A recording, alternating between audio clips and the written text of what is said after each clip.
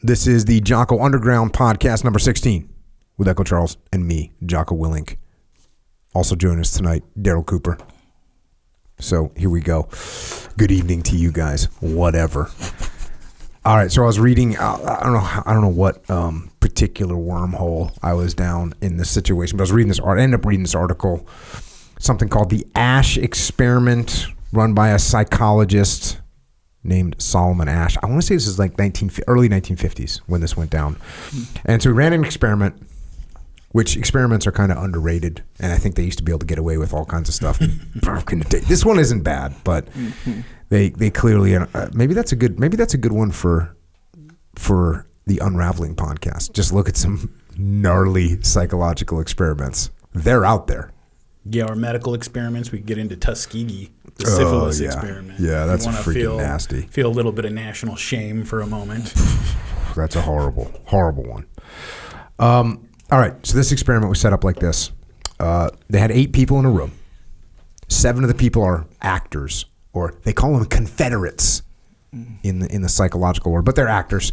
And one person out of these 8 is the subject of the experiment. And so then they get asked a question. In this particular experiment, what they did was they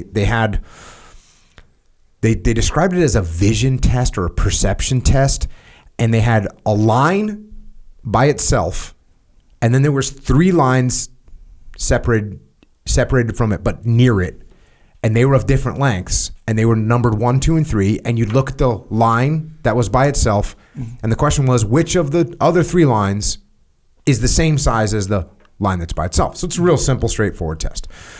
And that's what they do. And they'd show them a bunch of different lines and a bunch of different other lines. And then they'd ask one at a time. They would ask, okay, which one is it? Is it 1, 2, or 3? And they'd go down the seating, right? So they're all sitting at a desk, like a long desk. They're all sitting there facing these lines. They put up the lines, and then they go left to right. All right, what do you think? And it's an actor. And what do you think? It's an actor. And all the actors answer first, and then they have the actual subject of the experiment. So sometimes the actors would all give the wrong answer. And when they did that, guess what happened? 30-something, 32, 35, 37% of the time, the subject would give the wrong answer too. Yeah. He would just get influenced. When the actors gave the correct answer, there was only 1%. It was actually less than 1% deviation. Less than 1% deviation. But when the actors, when the correct answer is, line number 2, and all the actors go, line number 3, line number 3, line number 3, line number 3, they'd get to the subject, and the subject would go, yep, line number 3. Yeah. 35% of the time. When it's and I saw the images, it's really clear. Yeah. There's not much different. There's not much debate about which one of these lines is like this, or which one of these lines is the correct answer. So, and they got to ask multiple times, and so 75% of the subjects, so 75% of the subjects conformed at least one time. So almost everybody that went in there, 75%.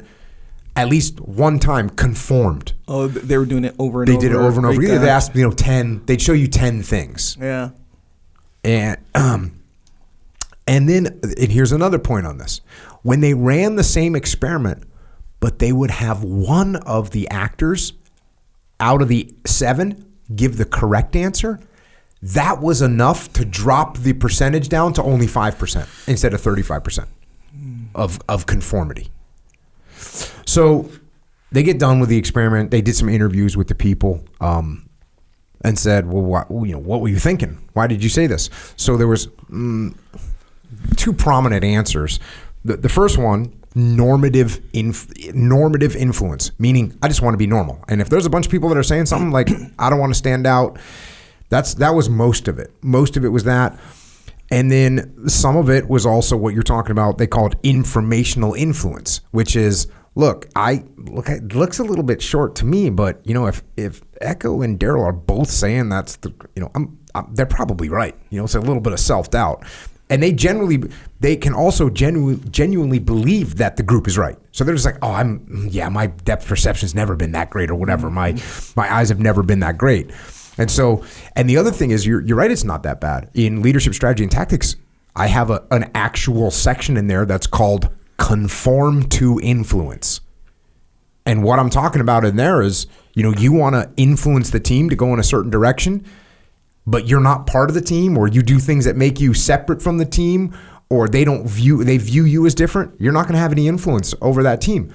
So you have to sort of conform to influence. You have to conform to what they're doing so that you can talk to them, and they will listen to you. Lately, I've been talking a lot about the fact that if you don't let anyone influence, if I don't let Echo influence me, he's going to be much more opposed to me influencing him. But when I allow him to influence, I go, yeah, where you want to go to dinner? And he says, you don't want to go to the steakhouse. And I go, well, which one? And he goes, I want to go to Fred's Steakhouse. Hey, man, that sounds good. And because I allowed him to influence me, now when I say, hey, after that, can we run and, get some rolls in at Jiu Jitsu? And he's like, he's more open to it because I allowed him to influence me, and now he's being influenced. So there is some good things about it. I mean, look, we want people to conform in many situations. As I read this, there's a reason that I wanted to bring it up, and the reason I wanted to bring it up is because it's just a little thing. It's another little filter to put on, not only on your thoughts, right? Because we have to look out for our own tendency to conform. We have to look out for our own tendency to conform, where we're like, wait a second, I'm just going with the flow here. And we have to look out for other people's tendency to conform. We have a tendency to conform. There, it's in this situation, kind of proves it. When we look at the My Lai Massacre, you get to see both of these, because first of all, conformity, when they got there, when they arrived, when this company of soldiers arrived and started this massacre, it was just conformity. It was, hey, I guess that's what we're doing. We're just going to start shooting people. And of course, then it escalated to heinous, mutilation and rape and the whole 9 yards. But it was part of that's just conformity. That's what we're doing. Okay. That being said, that one officer, Hugh Thompson, who's in the helicopter, went down there, saw it. He went back, reported it to the commanding officer, and the commanding officer got on the radio and was like, stop. And boom, they stopped. So all it took was, when they put one actor that gave the right answer and that dropped it down to 5%. Yeah. I just wanted to bring it up that one person can stop something bad from happening. And, whether it's something bad, some kind of atrocity, that's an extreme, but you can even be at a company, in a business, and you start seeing a bad idea and people are just kind of on board with it. Hey, I guess that's where we're going. And all it takes is for someone to say, hey, wait a second. Why are we doing this? What's going on here? To stop the groupthink, to stop the conformity if it's going in the wrong direction. And I talked about this on EF Online the other day. I've been talking a lot about, you always hear me talk about detach, and you got to detach. And why do you got to detach? You got to detach so that you can see. You can see. As a leader, you want to detach so you can see, but you've got to actually know what you're looking for. If you just detach and look around and you don't know what you're looking for, that doesn't really help too much. You're kind of hoping that you see something, but you have to be looking for something. And there's a bunch of things that I've been going over that you can look for. But one of the things I've been talking about, or one of the things that I talked about the other day, is you've got to detach and take a look at the momentum of the group. And there's a chance that the momentum's going in the right direction and everything is, everyone's just excited about it and it's going to add momentum and it's going to be great because we're going to go even faster in that direction that we should be going. And if you detach and you see that and you measure it and you check the direction of the momentum of the group and it looks like it's going in a good place, cool, you can let it continue to go there. But you also have to pay attention because there's a chance that momentum that the group is going in is...